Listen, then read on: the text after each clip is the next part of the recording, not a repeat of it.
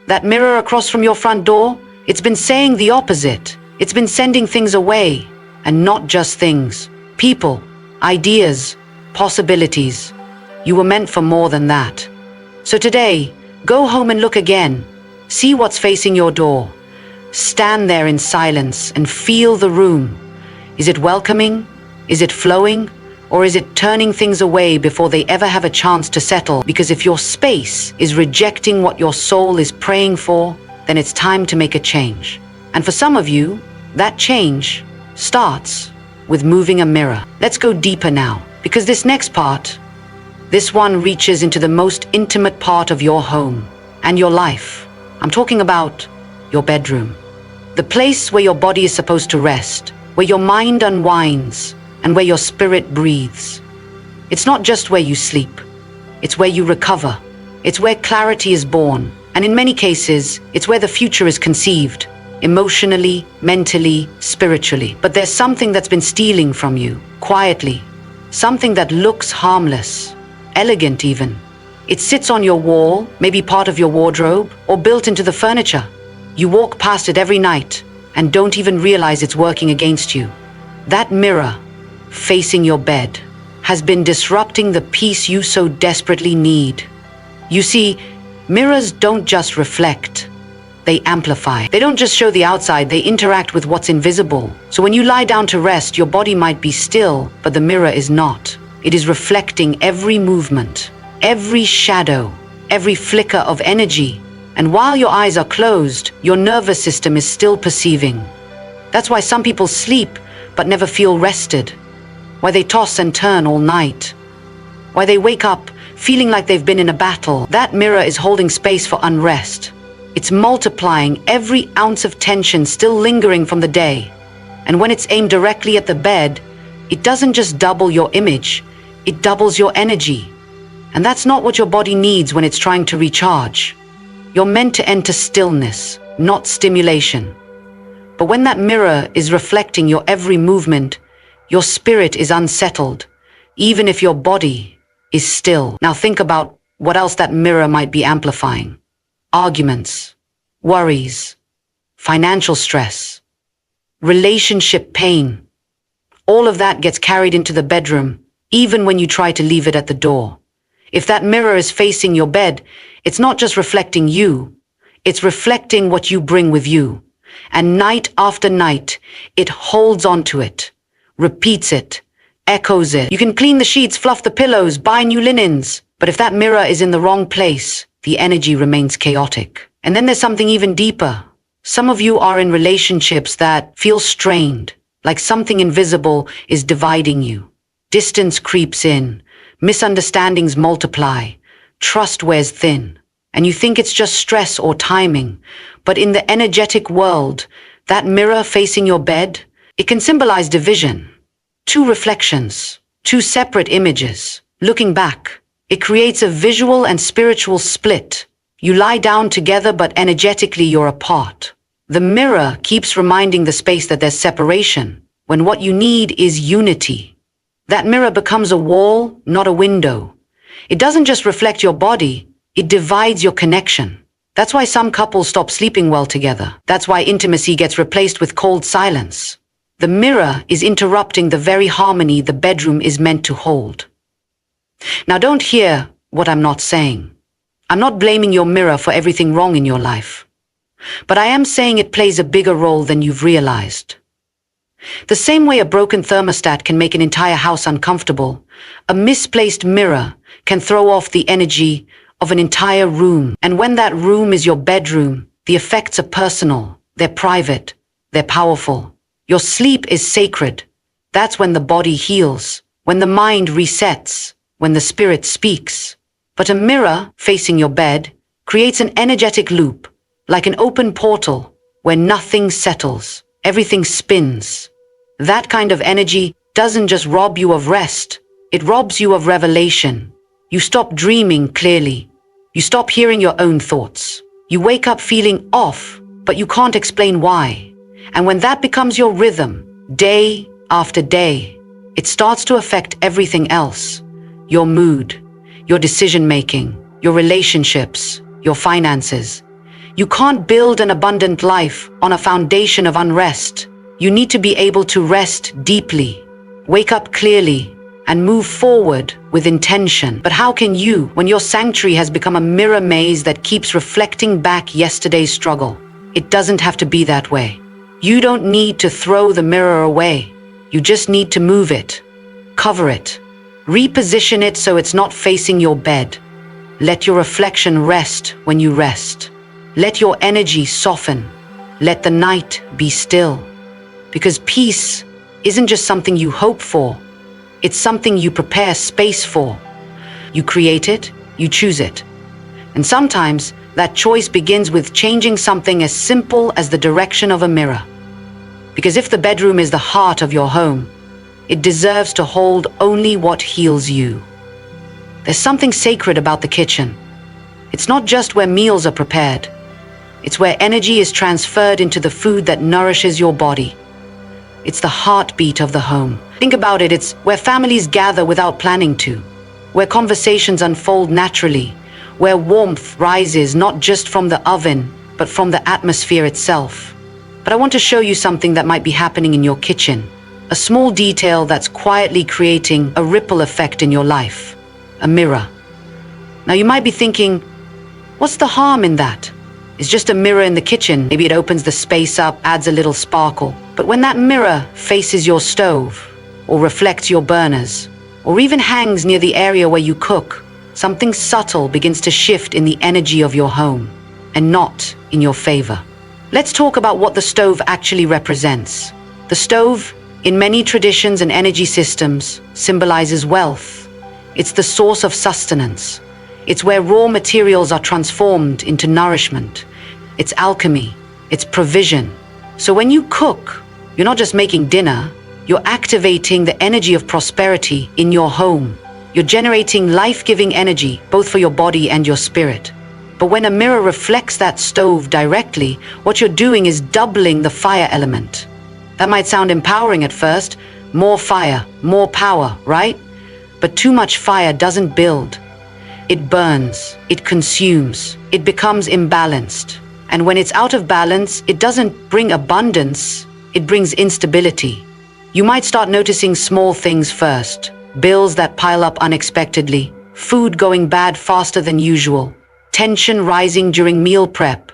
You feel overwhelmed in a space that used to feel comforting. There's a reason for that. That mirror is magnifying something that's meant to stay grounded. It's overstimulating the very place that should be centered. We need balance, not excess. Prosperity thrives in harmony, not in chaotic overdrive. Think about fire in the natural world. When it's contained and directed, it cooks, it warms, it protects, but when it's unchecked, it destroys. That's the same with the energetic fire in your kitchen.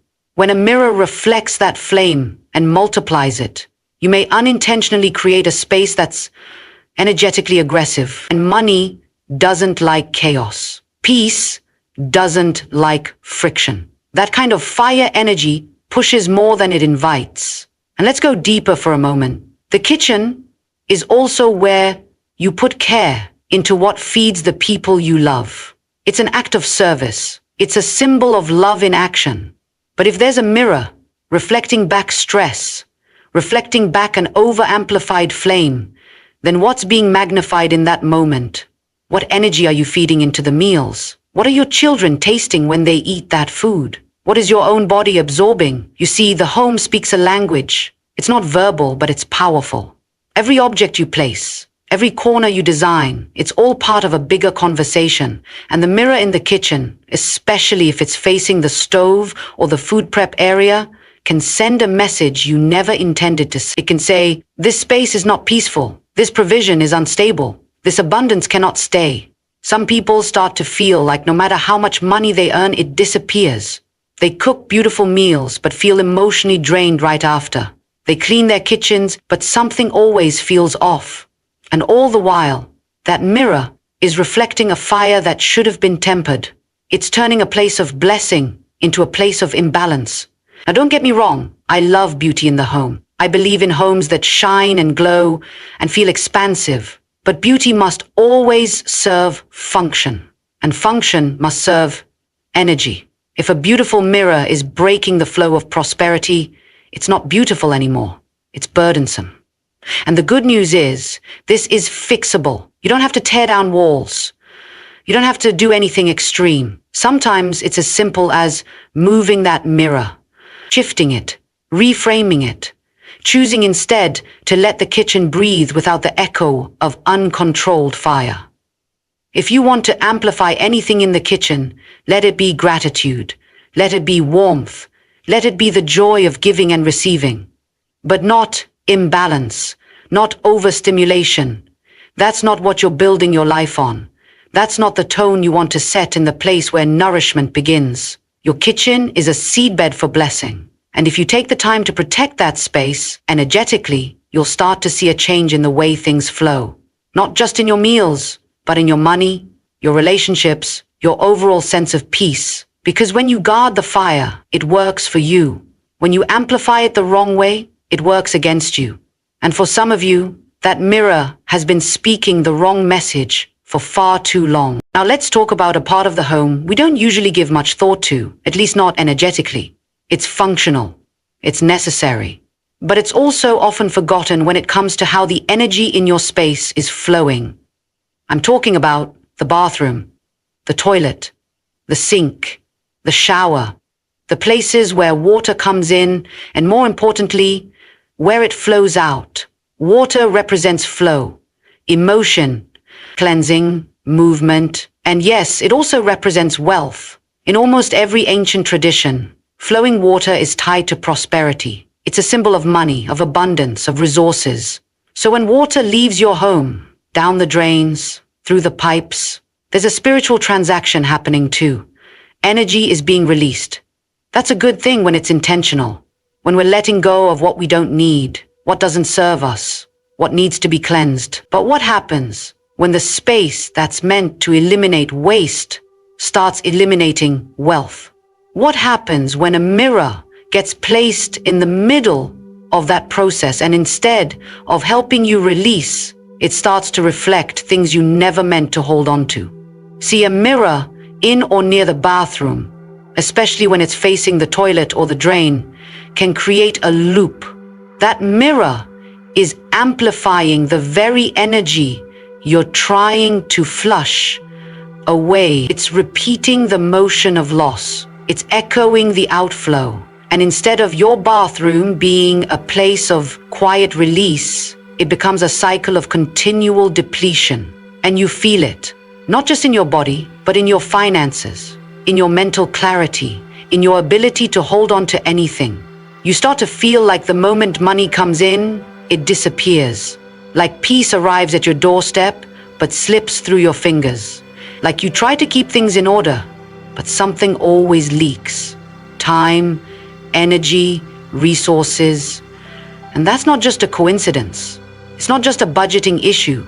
Sometimes it's an energetic one, a spiritual one, a mirror placed where it shouldn't be, reflecting what should be released, keeps that pattern stuck in your life. Bathrooms should be places of letting go, not places of amplification. When you stand in a space designed to flush, cleanse, and eliminate, the last thing you want is an object that reflects it all back at you. That mirror doesn't know the difference between what's meant to be kept and what's meant to go. It simply reflects. It simply multiplies. So, when a mirror catches the image of a toilet or a drain, it's not just showing you a space.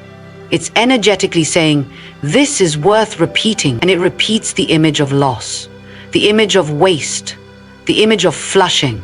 That doesn't just stay in the bathroom. It seeps into the atmosphere of the whole home. You might not realize it, but you carry it with you, into the kitchen, into the bedroom, into your thoughts and into your relationships. You wonder why saving feels impossible, why motivation drops as quickly as it rises, why you keep starting over again and again. You feel like you're always losing ground, financially, emotionally, even spiritually. But when the place designed for release becomes a mirror of your life, it traps you in the same pattern. It keeps showing you what's leaving, not what's staying, what's draining, not what's growing. And that's not the message your home is meant to echo. You don't have to live in constant outflow.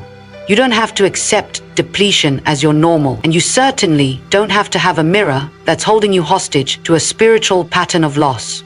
Some mirrors are working against you, and they don't look dangerous. They look harmless, even stylish. But energy doesn't care about style. It responds to alignment. It moves where it's welcomed and where it's supported. So if there's a mirror catching the image of the bathroom door, or worse, facing the toilet directly, you need to move it. That simple shift could change the flow in your home and in your life. And I'm not just talking about the flow of water. I'm talking about the flow of blessing, the flow of peace, the flow of provision. We're not here to live from one drain to the next. We're here to overflow. We're here to build. But you can't build on ground that's constantly leaking. And you can't attract wealth into a space that's constantly reflecting loss. The mirror must support the function of the space.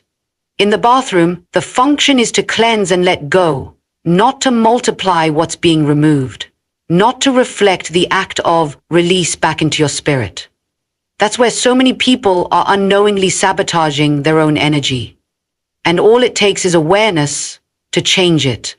So look again, walk through your home, and see what your mirrors are actually saying. Are they echoing peace, or are they repeating patterns of lack and loss?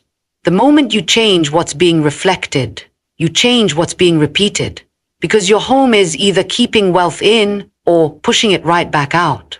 Now that we've looked at where not to place a mirror, let's talk about where you should. Because mirrors, when placed with wisdom and intention, aren't just neutral. They're powerful allies. They can open up spaces, reflect light, expand energy, and most importantly, they can attract prosperity. Yes, when placed correctly, a mirror can help draw in abundance, not push it away. It can multiply the right energy. It can become a visual affirmation of the life you want to live. But it all comes down to purpose, placement, awareness. The mirror isn't just a piece of furniture, it's a tool. When you use a tool with alignment, you amplify your outcome. That's why in certain areas of the home, a mirror doesn't just work, it works for you. One of the best places to start? The dining room. The dining room is where nourishment and community meet. It's where food is shared and gratitude is expressed. Even if you eat there alone, the energy of that space holds the vibration of receiving. That's powerful, because the act of receiving with gratitude is what creates space for more to come. Now imagine placing a mirror in that space, not just anywhere, but positioned so it reflects the dining table itself. Think about the message that sends energetically. There is more than enough. You're doubling the visual of provision. You're multiplying the image of blessing. You're saying, I don't live in lack, I live in overflow. That mirror becomes more than decoration, it becomes declaration. You are reflecting a table of abundance, not an empty chair or a vacant space. It's not about creating illusion, it's about reinforcing intention. A mirror in that space tells the atmosphere around you that this is a place of giving, receiving, sharing, multiplying. That's the kind of energy wealth responds to. But it's not just about what's in the room, it's also about what the mirror reflects from the outside. If you can, position a mirror where it catches natural light, where it reflects greenery, trees, the sky, something living, something thriving. Why? Because nature itself carries the frequency of growth. And when your mirror reflects that, it invites that frequency into your home. You're not just bringing in sunlight, you're bringing in vitality, possibility, expansion. You're letting your home breathe with life instead of being filled with stagnant, heavy, or repetitive energy. You see, a mirror can be a gateway. It can either open you up to more or keep you stuck in cycles you didn't even realize you were repeating. That's why placement matters so much. It's not just about aesthetics. It's about alignment. And sometimes the best placement is the one that reflects you in your best, and not in the bedroom where you're vulnerable, not in the bathroom where you're releasing, but maybe in a hallway where you're walking with intention, or in a workspace where you're creating. Let that mirror remind you of your strength, your focus, your movement. But remember this, never let a mirror reflect something that's broken and expect wholeness to show up. If the mirror is facing clutter, confusion, or chaos, it will only multiply what's already out of balance. But when you position it to reflect order, beauty, calm, gratitude, it mirrors those qualities back into your environment and into your mind. Some people live their lives waiting for a shift to happen from the outside in. But I'm telling you, change your space and it'll start working from the inside out. Your home is a canvas, and your mirrors? They're some of the boldest strokes you'll make on it. Don't paint a picture of lack. Paint a picture of light. Reflection is more than an image. It's an energy loop. A mirror that reflects light spreads light. A mirror that reflects abundance multiplies abundance. So if you've got a mirror in your home, ask yourself, what is this mirror reflecting?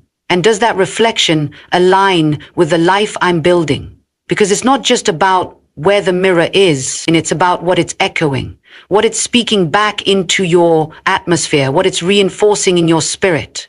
Don't underestimate the power of that. So yes, place that mirror, but place it with intention. Let it reflect light, growth, joy, and plenty.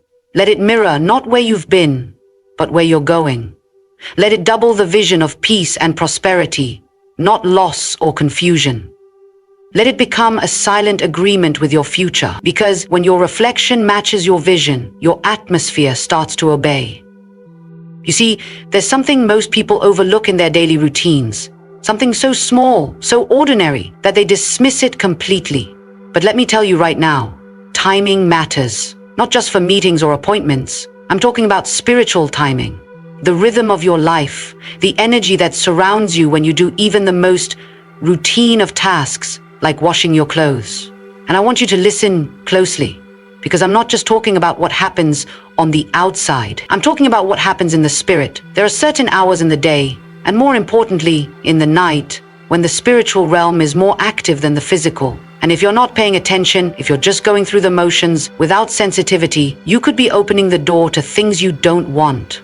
Poverty, bad luck, delay, confusion, all because you chose to do laundry at the wrong hour. Now, some of you might think, but what does laundry have to do with my finances? What does it have to do with spiritual matters? You see, it's not about the laundry itself. It's about what time you're doing it. Because when you step out of divine timing, when you act during spiritually sensitive hours, especially hours that are reserved for warfare, intercession, or rest, you unintentionally interrupt the flow of peace in your home. You might think you're just getting chores done late because you've had a busy day, but what you're really doing is agitating the spiritual waters. Yes, there are spiritual consequences to actions taken at spiritually charged hours. There's a reason ancient cultures, even those that never met, all agreed on one thing. There are hours that are sacred, there are hours that are cursed. Midnight to 3 a.m. has always been recognized as the witching hour, not just because of folklore, but because of what actually happens in the unseen realm. Demonic activity heightens, negative energies move, and while most people are asleep, if you're up and active, especially doing things that stir water, which represents spiritual life, you may be disrupting more than you know. Water carries memory, water holds frequency, and when you activate that element at the wrong time, you risk inviting misalignment into your spiritual and physical world. There are people who constantly feel like they're swimming against the current of life, always behind, always burdened, always just trying to catch up. Could it be that they've unknowingly created cycles of disruption by doing things at the wrong time? You don't realize it, but your home has its own spiritual rhythm. When you honor that rhythm, when you stay in step with divine order, peace reigns. But when you violate that order by cleaning, washing, or even speaking out of turn in the wrong hour, you can shift the atmosphere and open doors you never meant to open. All of a sudden, money dries up. All of a sudden, arguments erupt for no reason. All of a sudden, the job offer falls through, or sickness shows up unannounced, and you're left wondering why. It wasn't the washing. It was when you washed. Some people think spiritual warfare only happens in churches or prayer closets. No, it happens in your kitchen, in your laundry room. It happens when you're tired, when you're anxious, and you decide to do one more load at 2 a.m. to get ahead. But you're not getting ahead, you're getting pulled back. Because the hour you're operating in is not neutral, it's charged. And instead of resting or praying or just allowing your home to breathe in silence, you're stirring things up, and not always the good things. You were not created to function in chaos. You were created for alignment, for divine flow, for wisdom. The enemy loves to see you out of sync, because when you're out of sync, you're vulnerable. He doesn't have to attack you head on if he can simply get you to live off beat. Some of you aren't cursed, you're just out of rhythm. You're not unlucky, you're just unaware. And that's why I'm telling you today, never wash your clothes at the wrong hour. It's not superstition, it's not fear, it's awareness. Spiritual timing is real, and your life, your peace, your prosperity depends on learning how to honor it. Because when you do even the small things in divine order, the blessing flows. When you align your home with the right atmosphere, the right energy, the right hour, favor begins to find you. Doors open, confusion clears, provision comes. And it's not because you worked harder, it's because you moved in sync with the Spirit. Don't ignore the hour. Let me tell you something, not everything we call old-fashioned is outdated. Some things are sacred, some things are wise. And too often we throw away spiritual truths because they come wrapped in tradition. But I want you to pause for a moment and think.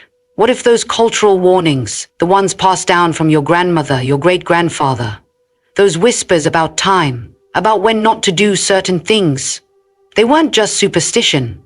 What if they were spiritual insights?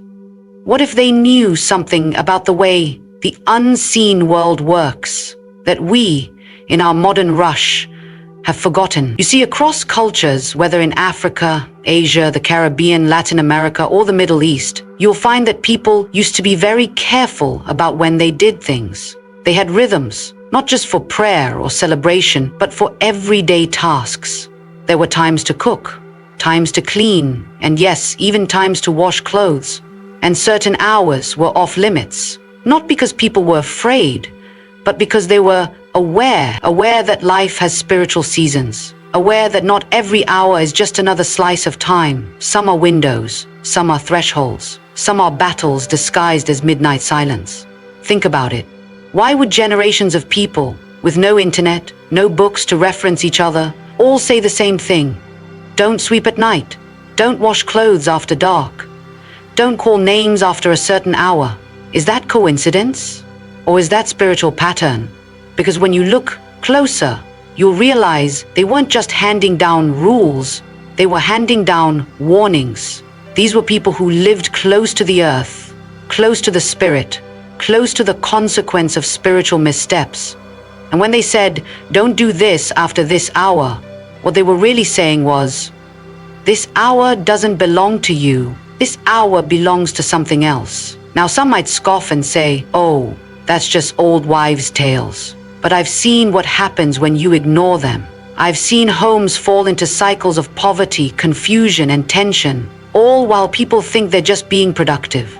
You think you're multitasking, staying up late to wash clothes and get ahead, but spiritually, you're stepping into sacred space with the wrong posture, because those warnings were never about control, they were about alignment, about respect, about knowing that everything has a time, and time itself is holy. When you look at scripture, when you study ancient belief systems, you begin to realize that time isn't just a human construct, it's spiritual law. The Creator divided day and night, not just for order, but for meaning. Certain hours are for rest, others are for battle.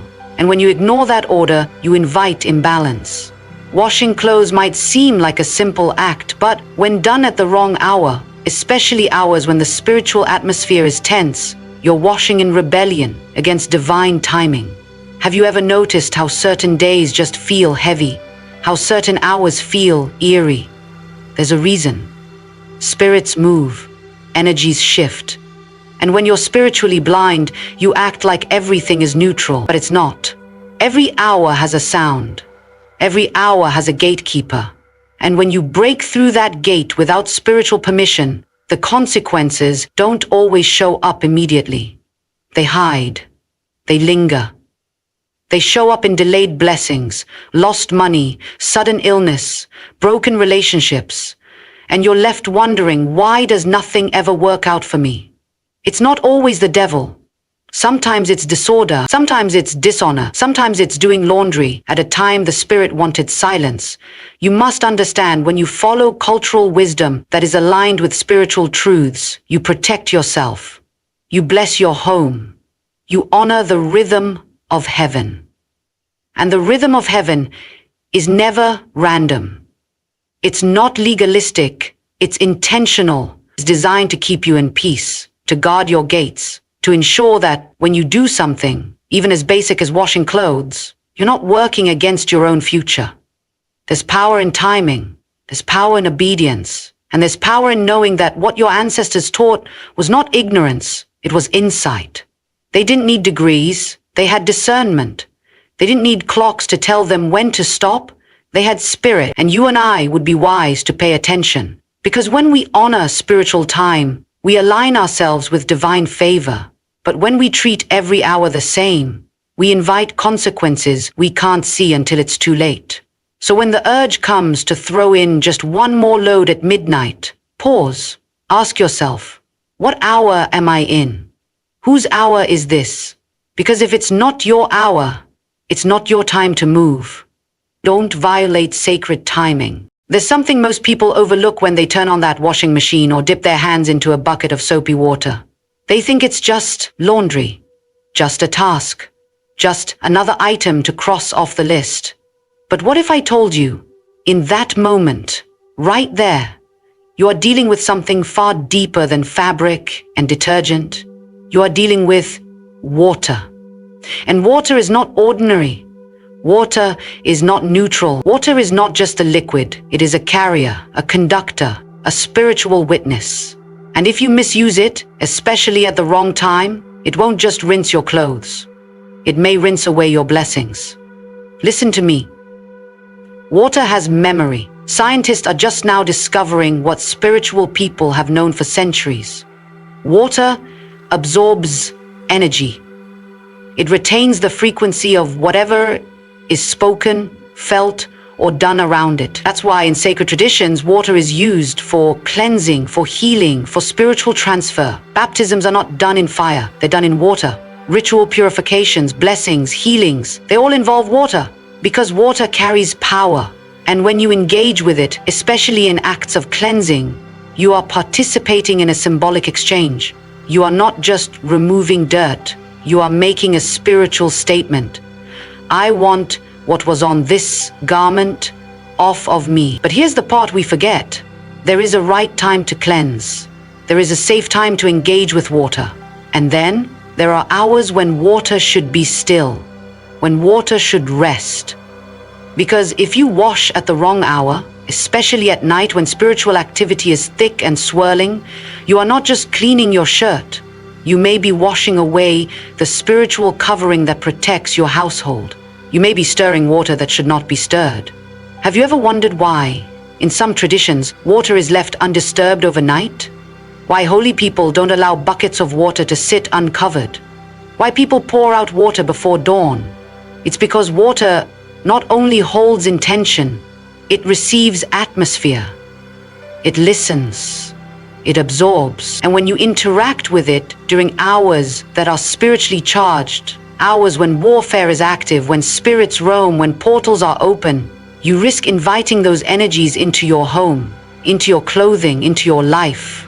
You may be scrubbing away physical dirt, but spiritually, you could be rinsing in someone else's warfare. Think about what that means. Your laundry, your water, your hands, they become tools, they become gates. And whatever is happening in the spirit at that hour can pass through if you are unaware. That's how you open doors. That's how heaviness walks in uninvited. That's how lack settles in a house that was once full It wasn't because you sinned, it wasn't because you failed, it was because you washed clothes with water that had absorbed more than you could see. You can feel it when you walk into some homes. There's a weight, a tension, an unsettled atmosphere. You don't know what it is. The family seems fine, the house is clean, but the spirit of the house is tired. The spiritual fabric has been tampered with, and oftentimes it started with unnoticed patterns. Night washing, water poured carelessly, hours of cleansing done with no covering, no prayer, no intention. I'm not trying to scare you.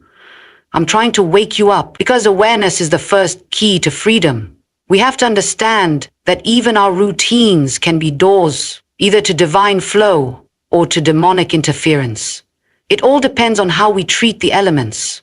Water, in the right hands at the right time, becomes a force of healing.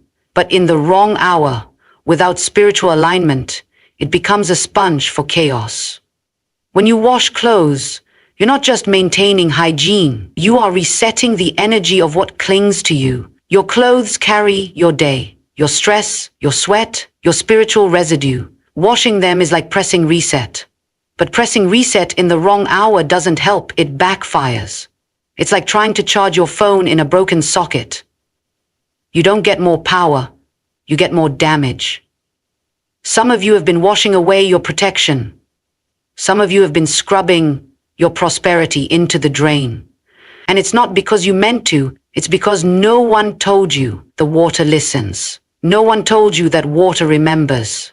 No one told you that when you wake up at 2 a.m. to wash clothes, you're doing more than laundry. You're activating a ritual. And rituals done at the wrong hour bring results you never prayed for. We need to move with wisdom, with intention, with awareness. Because when we honor the elements honor us. When we move in divine timing, creation works for us, not against us.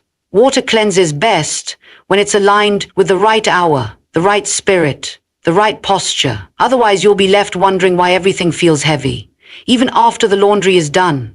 Don't stir the waters in the wrong hour.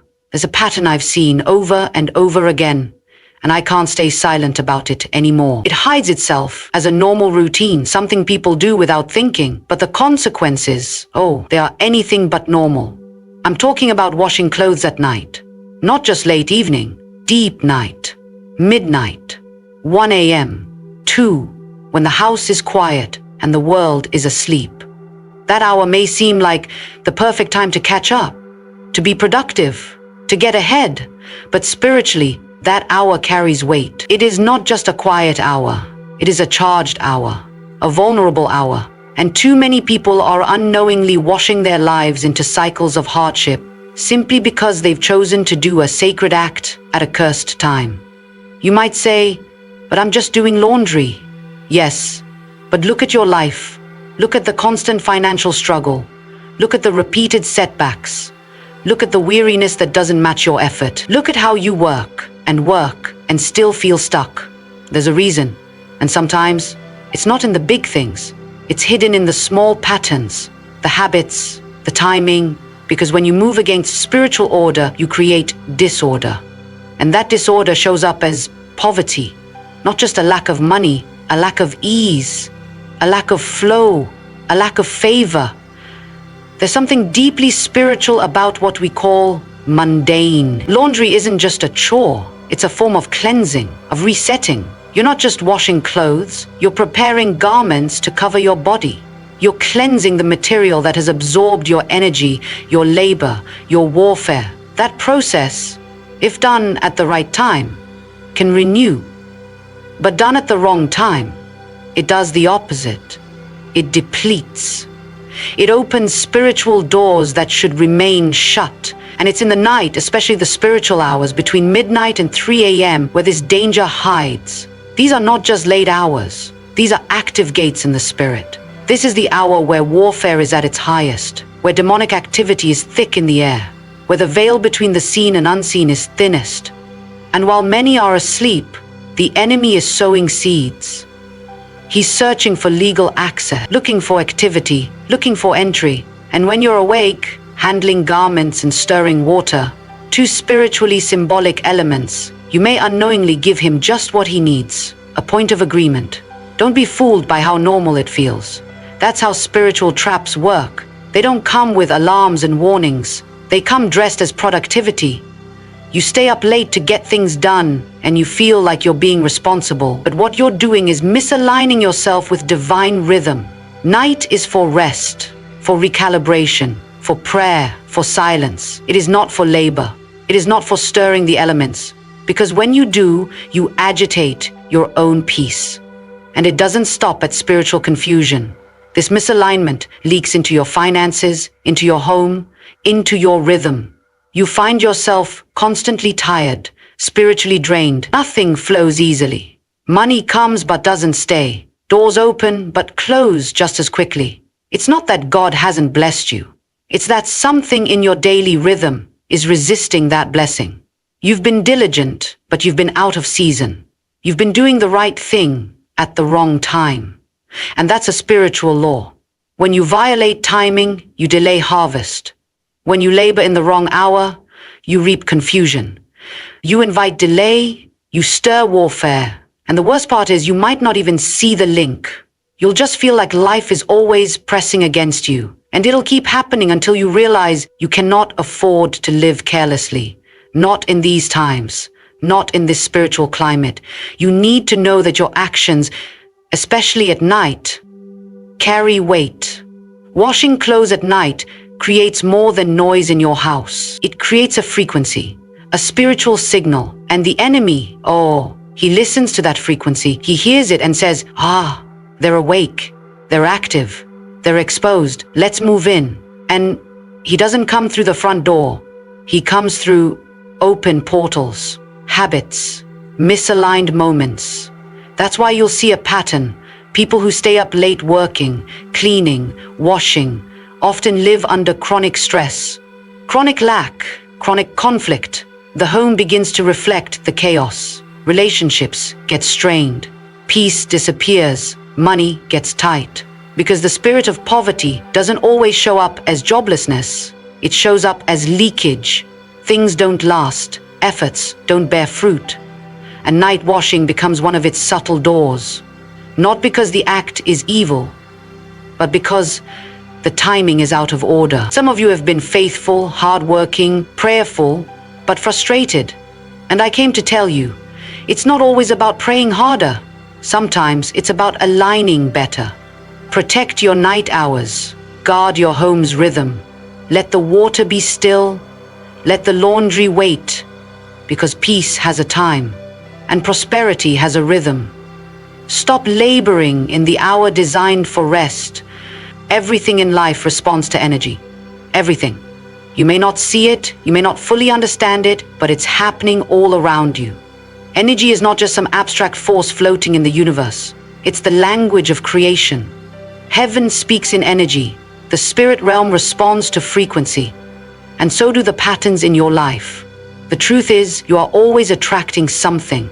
The question is, what are you attracting? And when we talk about doing something as seemingly ordinary as washing clothes, most people don't think energy has anything to do with it.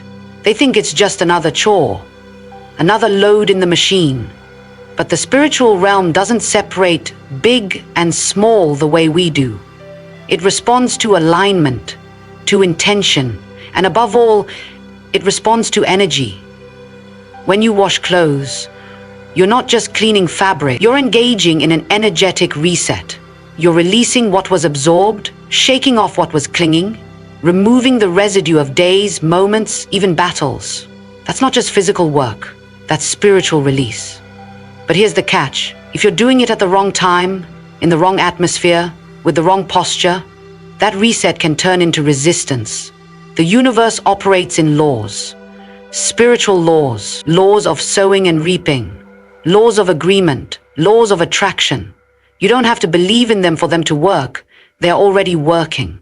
And what you attract into your life is deeply tied to your patterns, your habits, your environment. If you are constantly engaging in activities during spiritually volatile hours, such as washing clothes at night, when spiritual activity is heightened, you are not attracting peace. You are not attracting favor. You are not attracting abundance, you are attracting disorder. You are aligning with the rhythm of scarcity, stress, and survival. Have you ever noticed how people who live in a cycle of just barely making it always seem to be hustling at night?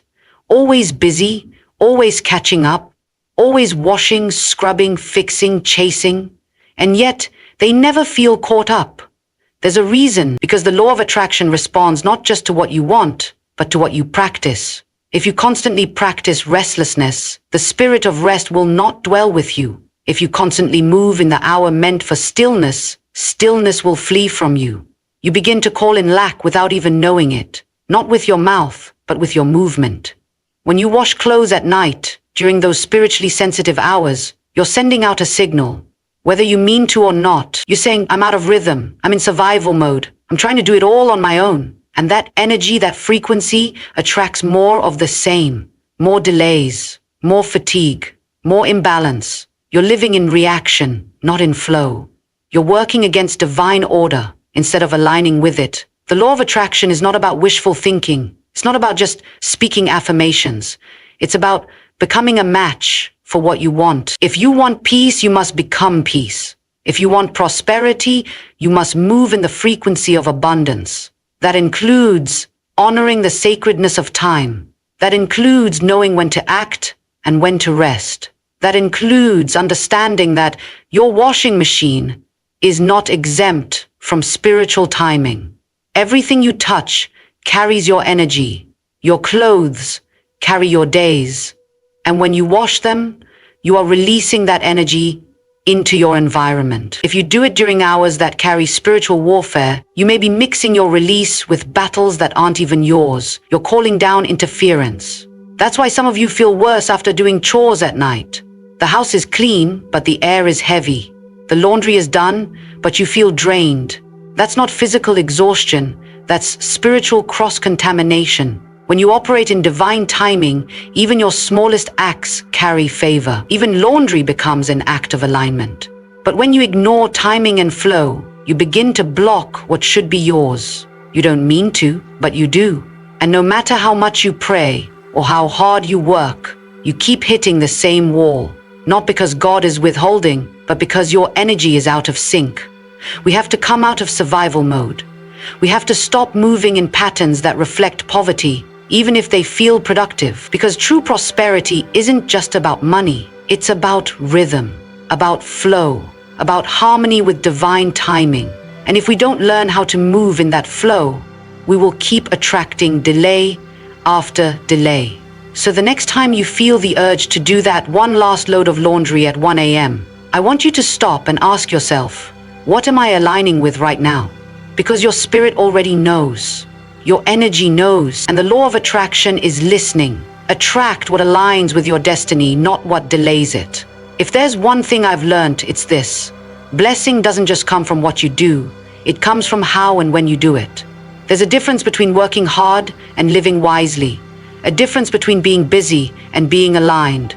And sometimes the breakthrough you've been praying for isn't waiting on heaven, it's waiting on you to shift the way you live. Because prosperity doesn't come by accident. Peace doesn't come by luck. These things flow into lives that are ordered, disciplined, and intentional.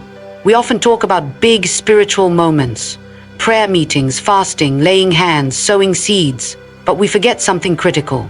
We forget the small choices, the habits, the routines that seem so unimportant. Like what time you clean, what time you wash, what time you sleep. These are not just personal preferences. These are spiritual signals. They send messages into the atmosphere about your rhythm, your alignment, your awareness. You don't attract abundance by chaos. You don't draw in favor by rushing through life out of sync with divine order. Even the way you wash your clothes can either honor or disrupt that order. You see, when you live intentionally, even in something as simple as laundry, you create an atmosphere where peace can dwell, where provision can settle. You begin to tell the spiritual realm, this house is in order. You begin to declare with your actions, not just your words, that you're ready for increase, that you're not just chasing blessing, you're prepared to hold it. When people say, I don't know why things keep falling apart, I often ask one thing. Is your life in order? Not just spiritually, but practically. Are your habits submitted to divine wisdom? Is your home reflecting peace or just activity? Because your outer world always reflects your inner condition, and your home becomes the echo of your spiritual life. Some of us are praying for promotion while living in confusion. We're asking for peace while creating disorder. And God, in His mercy, is saying, I'm not punishing you, I'm protecting you. Because to give increase to someone who's not ready is not a blessing, it's a burden. And that's why your daily choices matter. That's why you can't afford to treat your time casually. That's why even your laundry routine has to come under the authority of wisdom. There's a reason Scripture says, let all things be done decently and in order. It's not just about church services. It's about life, about rhythm, about honoring the flow that heaven has already designed for you. Because when your life comes into alignment, you don't have to chase what belongs to you. It will find you. Favor finds order. Peace finds stillness. Prosperity finds structure. So when you choose to live consciously, to rise early and do things at the right time, not rushed, not frantic, not last minute, you begin to partner with the divine. You begin to cooperate with blessing. That's how you prepare your house to receive. That's how you stop blocking what's been waiting for you, not by doing more, but by doing things right. And yes, that includes knowing when to wash your clothes. Because when you wash at the right time, you're not just doing laundry, you're declaring stability. You're telling your home, we're not in chaos, we're not behind, we're not reacting, we are in flow, we are in peace. That is a powerful declaration in the spirit. And the more you live that way, the more your home becomes a dwelling place for blessing, not just a pit stop for miracles, but a sanctuary for sustained favor. You might be thinking, is God really that concerned about what time I wash my clothes? Let me tell you, He's not watching your laundry, He's watching your alignment. Because your alignment tells Him what you're ready to carry. When He sees that you care about the small things, the daily things, the unnoticed things, He begins to entrust you with more. Why? Because you've proven you won't waste it. Because you've shown that you understand. Everything matters, everything speaks, everything sets the tone. You don't need to do something dramatic to shift your life. You just need to start living like your time is sacred, like your home is a temple, like your daily choices are preparing you for the thing you prayed for. Because they are. Every time you honor divine timing, every time you choose discipline over delay, peace over panic, you are sowing seeds into your future. So don't let your habits work against your prayers. Don't let your lifestyle contradict your faith. Begin today, this moment, to live with intention. To do even the smallest things with reverence and rhythm, because blessing doesn't dwell in confusion, and favor doesn't rest where there's no order. Live like you're ready for what you asked for.